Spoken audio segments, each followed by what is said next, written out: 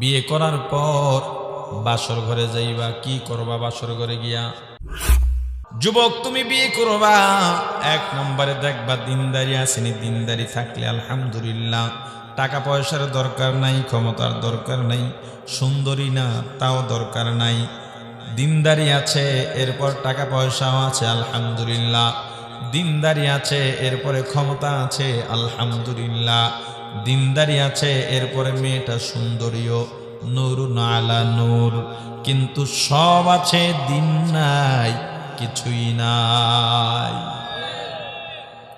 বিয়ে করবা, মহারানা ধার্য করবা কেমনে? সামর্থ্য অনুযায়ী। কি বলেছিলাম? সামর্থ্য অনুযায়ী। 10 লাখ 20 লাখ কেন যদি ছাইরে দেয়? নিয়ত তো আগেই খারাপ। ছেলের উপস্থিত কামাইয়ের নগদ অর্থ থেকে যা দেওয়ার সামর্থ্য আছে ততটুকু মহারানা ধার্য করে বিয়ে করবা। বিয়ে করার পর বাসর ঘরে যাইবা, কি করবা বাসর ঘরে গিয়া? অজু করে বাসর ঘরে ঢুকবা, সালাম দিয়া ঢুকবা। বিবিকে সালাম দিয়া প্রথমে এই মহারানার টাকাটা রাখবা, রেখে বলবা এই তোমার মহারানা। বিবি যদি বলে মাফ করে দিলাম, হবে না, টাকা রেখে দাও, আজকে আবেগে দিতেছ, 2 দিন পরে আফসোস করবা। তোমার টাকা তোমার কাছে রাখো, আমি তোমার ভিক্ষা নিতে চাই না। অনেক স্বামী বলে আবার মাপ চায়। চাইছো মাপ চাইছো?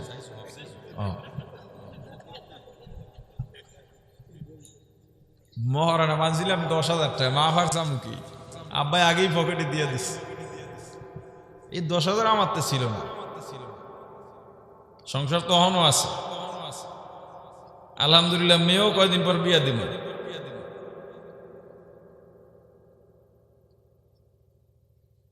এই মাহফিল শেষ করে যাবো, কয়টা বাজবো রাত জানি না, কুয়াকাটায় ওগুলো নিয়ে আসছি, অতক্ষণ বসে থাকবো। কোরআনের হাফেজা,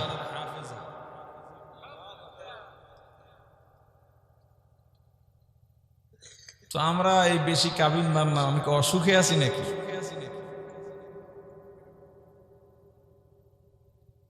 আফসোস। মাফ কারে কয়?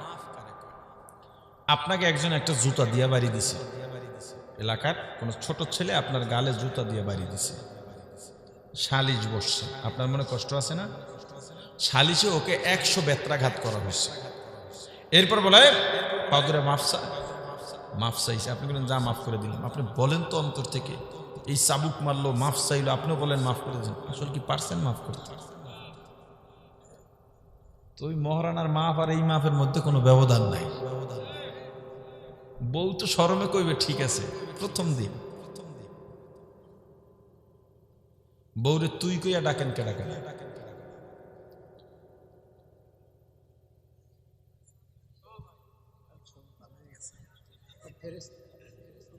এখন মহিলারা যদি একটাও কিন্তু হাত ওঠে নাই, একটা উঠছিল ওই যে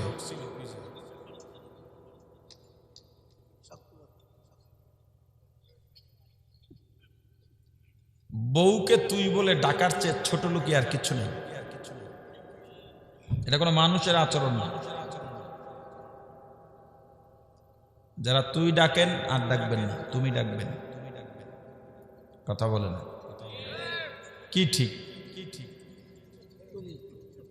কি ঠিক? এই ঠিক একটা শেখছে, বুঝছে না বুঝে ঠিক বলে চিল্লা দিলে। মহারানার টাকা দিয়া জিজ্ঞেস করবেন ওযু আছে? যদি থাকে, যদি না থাকে ওযু করে আসতে বলবেন। এরপরে ডাকবেন আসো, জীবনের নতুন অধ্যায় শুরু করলাম, দুজনে 2 রাকাত নামাজ পড়ে নেব। যদি জামাতে পড়েন বিবি পেছনে দাঁড়াবে, সব সময় একা একা পড়লে পাশাপাশি দাঁড়াতে পারবেন। নামাজ পড়ে আল্লাহর দরবারে দোয়া করবেন, আল্লাহ রব্বি হাবলি মিনাস সলিহিন, পয়গম্বর ইব্রাহিমের দোয়ার মতো দোয়া কবুল করে আমাদের ঘরে একজন নেককার সন্তান দান করেন।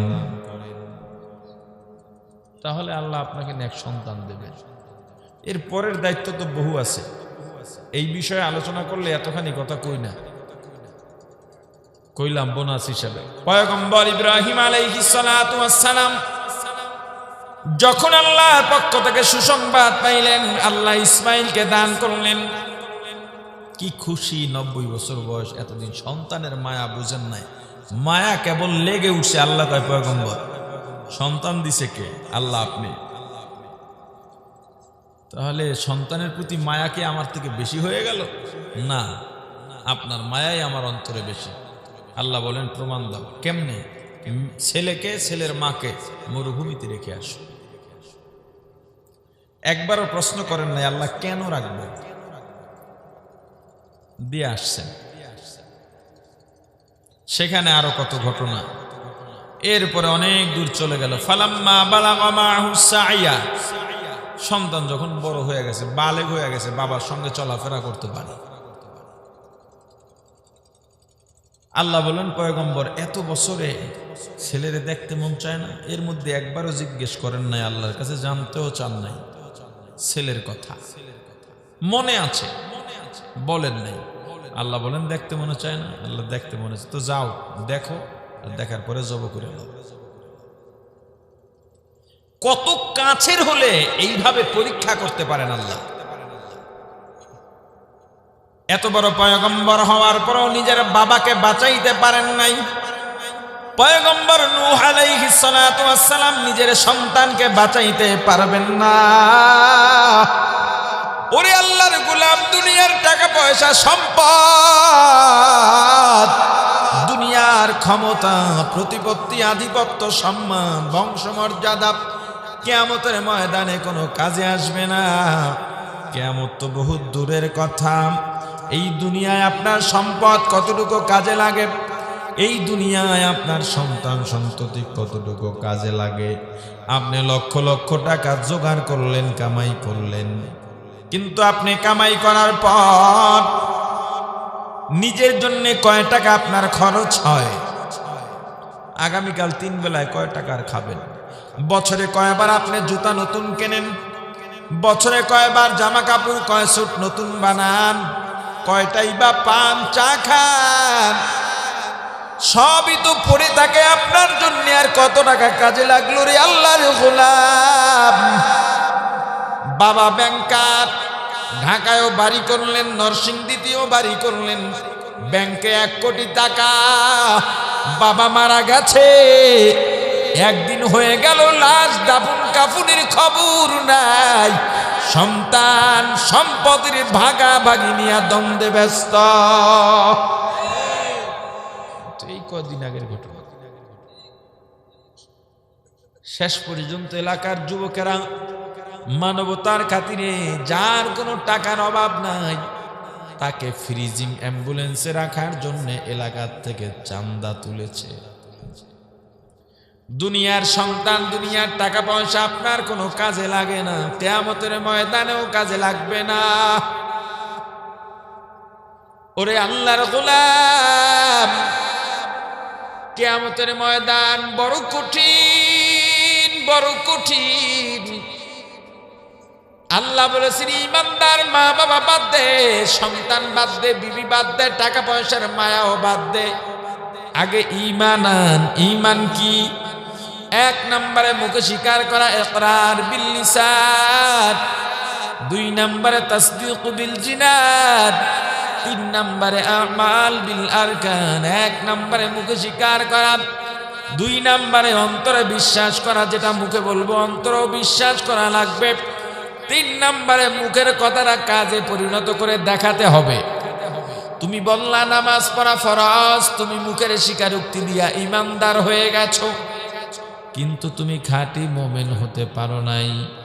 নামাজ আদায় করার পরে পূর্ণ মুমিন হইবা। আল্লাহ চাপাবাজ, গলাবাজ, মুনাফিক মার্কা ইমানদারদের ডেকেছেন, ডেকে ডেকে বলেছেন চাপাবাজি করলে হবে না, নামাজের আমল কর, রোজার আমল কর, জিকিরের আমল কর, পর্দার আমল কর, হালালের আমল কর, তবেই তুই খাঁটি মুমিন। ও মুসলমান ইমানদার আল্লাহর গোলাম, আল্লাহ বলেন মুমিন হওয়া ছাড়া কিয়ামতের ময়দানে টাকা পয়সা সম্পদ তোমার কোনো কাজে আসবে না, ইল্লা মান আতাল্লাহ, তবে যারা আমি আল্লাহর কাছে